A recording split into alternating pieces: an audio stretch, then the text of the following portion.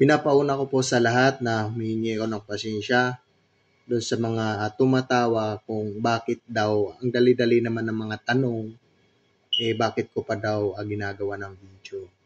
Ito po kasi, sir, ma'am, ito ay sagot ng mga tanong ng mga bata. Mas maganda kasing sagutin natin sa Biblia dahil ang Biblia po ay panukat ng buhay. Kaya kung nagtatanong sila, mas maganda meron tayong talatang maibigay sa kanila galing sa Biblia para kung lumaki man yung mga bata, alam nila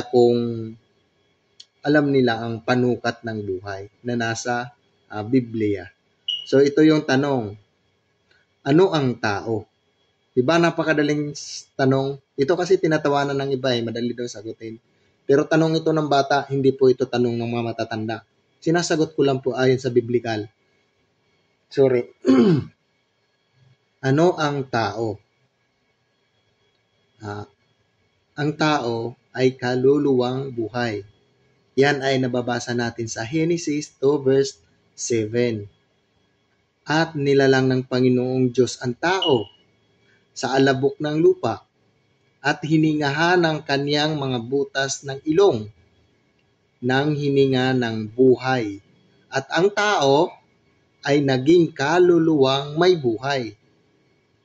Ang tanong, ano ang tao?